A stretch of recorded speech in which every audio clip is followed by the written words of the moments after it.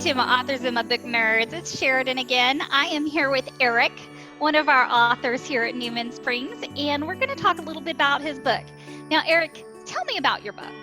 Okay, my book is called It's Strictly Personal, and It's Strictly Personal, a nostalgic movie memoir of 1975 to 1982.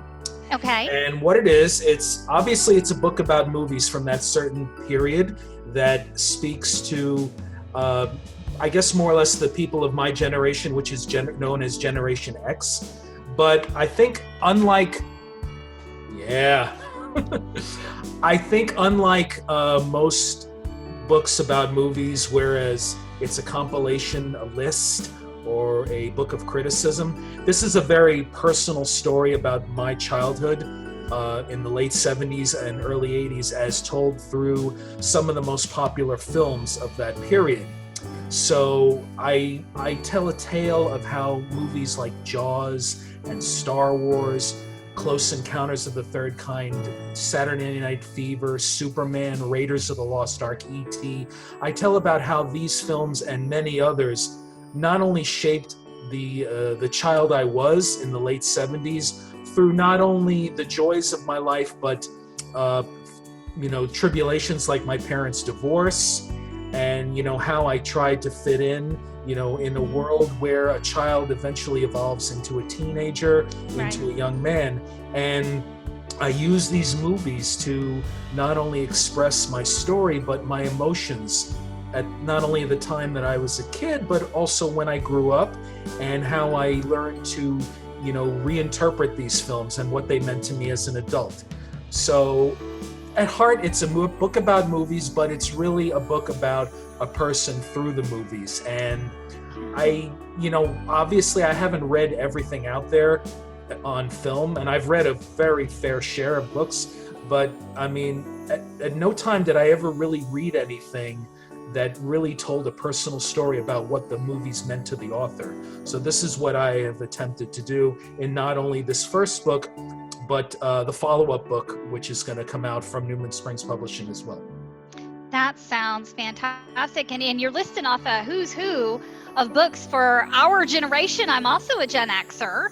Right. And I'm like, I know all those movies. So you may be telling the story of my life. Yeah. Absolutely. Hey, so what inspired you to go ahead and take this story that was in you and publish it, write it down and publish it? What inspired you to get going on that?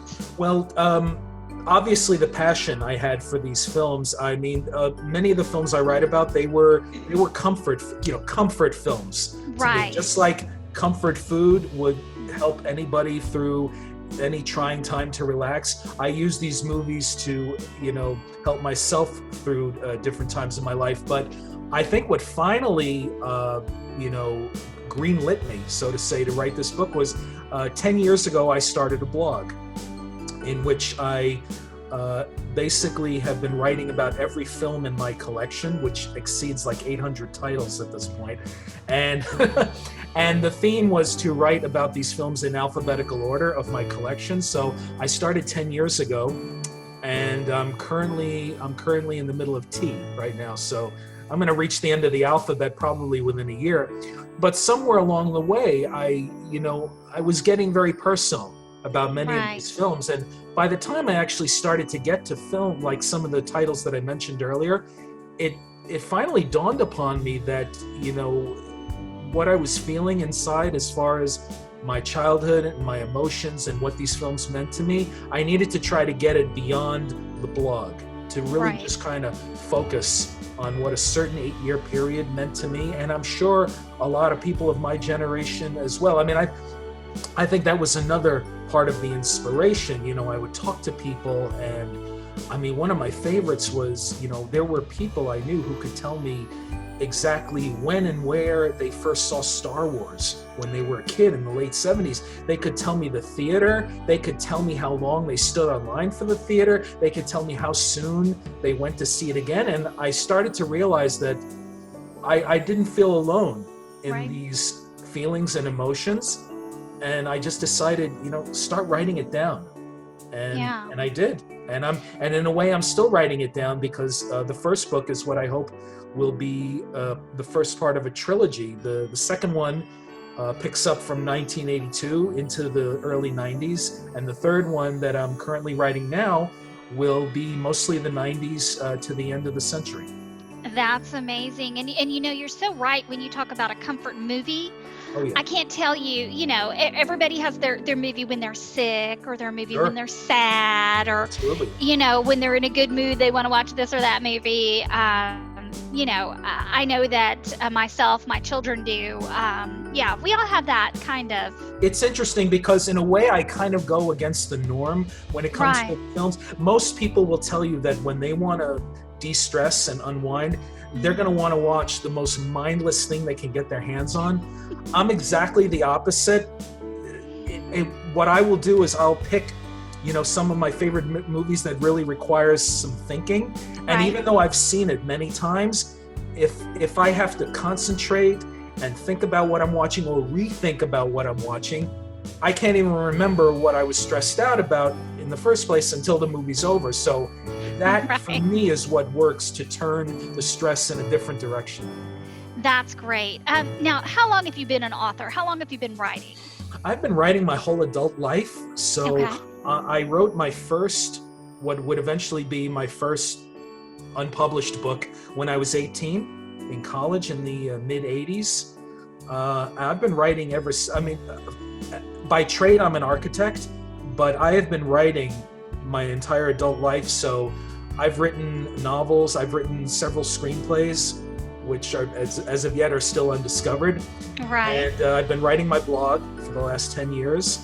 And the books now that I'm working on through Newman Springs Publishing are a different direction in writing, but I think they have helped to, you know, speak my feelings and emotions about not only being an author, but how film, you know, how I feel about film.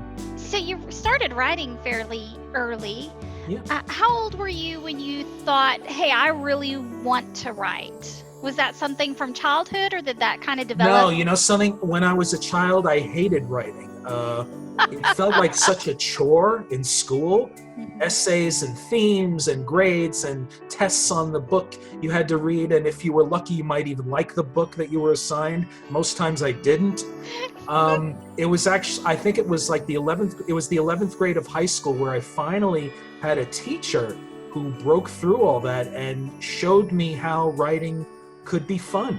And I've Right. never forgotten her all these decades later, and whatever she instilled in me, it never went away since Do you that still time. remember her name, Eric? Her name was Mrs. Reese. Mrs. Reese. She And was where my- was this? She was my English teacher in the 11th grade from 1983 to 1984. I can't imagine she's still around now, but I mean, if I could talk to her right now, I would thank her from the bottom of my heart for what she did. Perfect. Well, Finally Miss breaking Reese, through. we appreciate you giving us the gift of Eric. So thank you so much.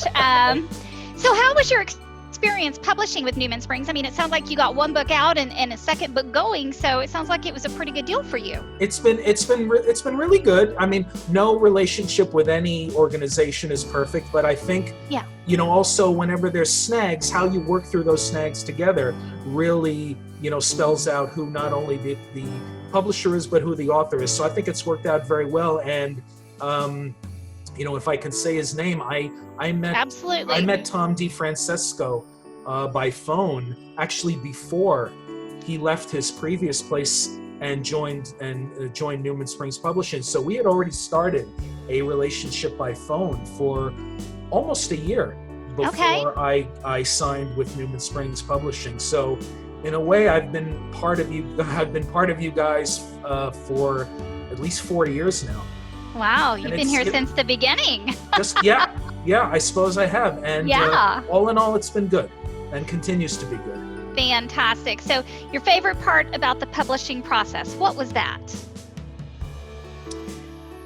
You know what? I think I would have to say when I was first sent my book cover, even before, it would be so tempting to say when the book came out and when it was on Amazon, But for me, it was really when I saw my book cover for the first time, because that for the first time is when it felt very real to me. That was when I could finally say, hey, check it out. It's happening. This is the cover. This is what's going to be on the shelves. This is what's going to be, available online. This is going to be my book. And that's when I really felt it for the first time. And you want to know something? Would probably be my answer for the book that's going to come out next when I see the cover.